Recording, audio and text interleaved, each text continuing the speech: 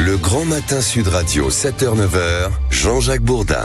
On en parle avec Benjamin Glaise. On en parle. Jean-Luc Mélenchon était en meeting hier soir à Brest. C'était un sketch presque. Hein. Nous allons écouter un sketch anti-média.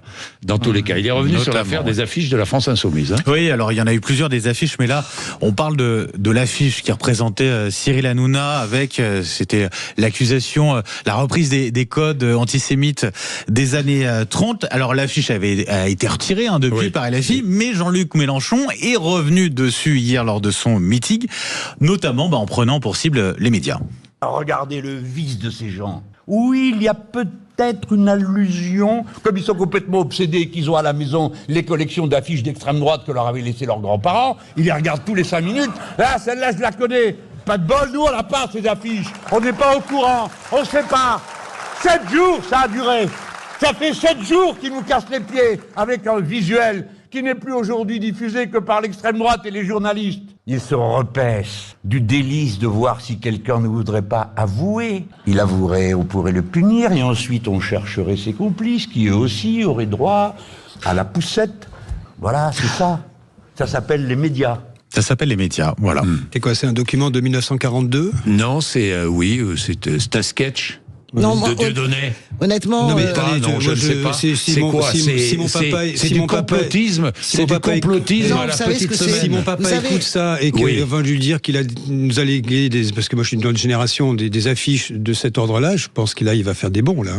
Non, mais c'est pas. Vous savez, c'est vraiment du Jean-Luc Mélenchon dans le texte. C'est-à-dire que il y a une erreur qui a été commise. Il y a rien qui sort de la France Insoumise, même un visuel numérique, sans que ça ait été validé par Jean-Luc Mélenchon.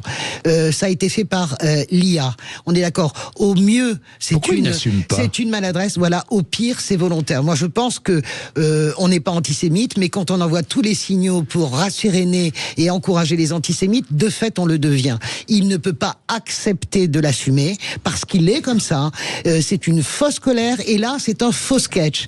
Et il fait ce qu'il veut, si vous voulez. Il essaie de mobiliser pour sa manifestation de samedi. Mais c'est pas le problème. Voilà, c'est qu'en plus de ça. Et qu'en plus de ça, il entraîne toute la gauche par le fond, parce que d'un seul coup, la manifestation du 22 mars, si vous pensez que les sociodémocrates, je prends une personne comme moi, je vais mettre un pied dans une manifestation du 22 mars qu'il a préempté lui-même contre l'extrême droite, avec tout ce qu'on va avoir dans cette manifestation, moi je dis aux copains de gauche, évitez d'y aller quand même.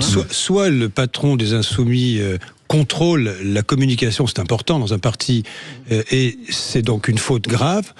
Soit il ne la contrôle pas, ça lui a échappé, et c'est une faute grave aussi. Donc c'est comme un petit garçon qui a été pris la main dans le sac en train de voler des bonbons ou des billes, et qui ne veut pas dire qu'il l'a fait. Voilà, donc il j'aimerais beaucoup qu'il vienne.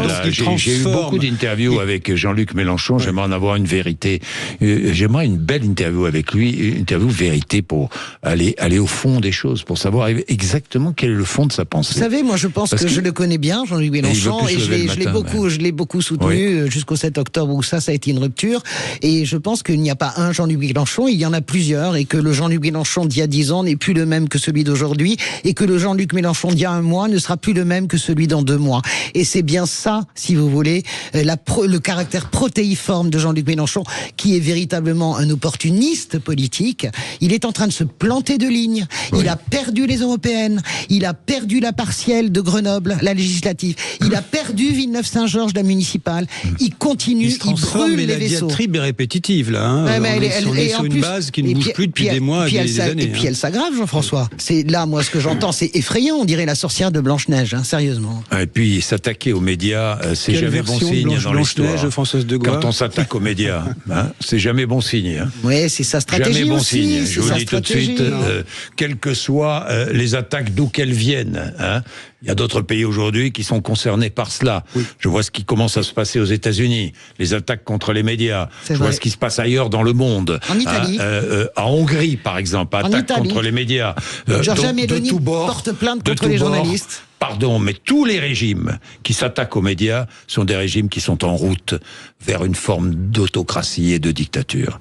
tous. Eh bien, c'est tout à fait la leçon de l'histoire. Bon, on va en parler avec Karim Bouamran dans un instant, qui est le maire de Saint-Ouen, qui est socialiste et qui, lui, souhaite le départ d'Olivier Faure. Il le dit, et il veut fédérer toutes les oppositions à Olivier Faure. Il est 8h29. Le rappel des titres de l'actualité avec vous, Laurie Leclerc.